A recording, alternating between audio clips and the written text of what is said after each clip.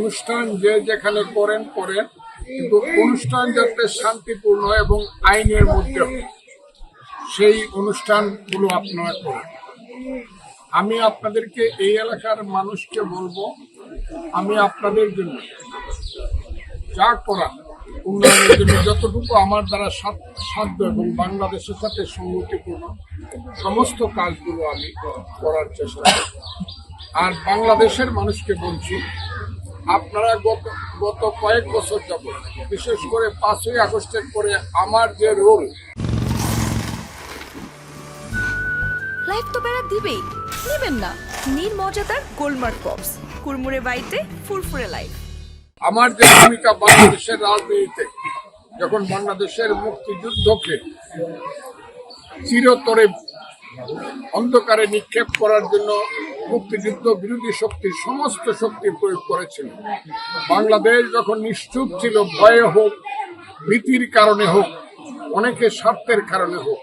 তখন মুক্তিযোদ্ধা হিসাবে বাংলাদেশের পক্ষে, মুক্তিযুদ্ধের পক্ষে আমি আমার উচ্চকণ্ঠ আরো উচ্চকিত করেছিলাম। এখন আমি বাংলাদেশের মানুষকে বলবো, আমার যে ভূমিকা ছিল 5ই আগস্টের পরে মুক্তিযুদ্ধের পক্ষে, মানুষের মুক্তির পক্ষে, এদেশের অসাম্প্রদায়িকতা, ধর্মনিরপেক্ষতার পক্ষে, মানুষের পেটের ভাত, পরনের কাপড়ের পক্ষে, মানুষের চাকরি কর্মসংস্থানের পক্ষে, আমি সেই কাজগুলো থেকে এক মুহূর্তের জন্য বিরত হব না, বরং আরো সাহসিকতার সঙ্গে সমস্ত জিনিসগুলো আমি বাংলাদেশের পার্লামেন্টে তুলে ধরবো এবং সেই পার্লামেন্টে এগুলোকে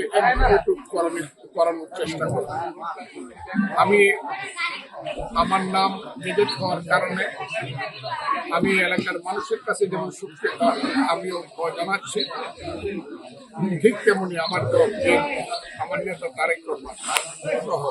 আমার দলের নেতৃবৃন্দ যারা আমাকে নমিনেশন এবং বার্তা দিয়েছেন, তাদের আমি আমার কৃতজ্ঞতা আশা করছি আমার দলের পক্ষে অনেক কঠিন ভূমিকা, বড় ভূমিকা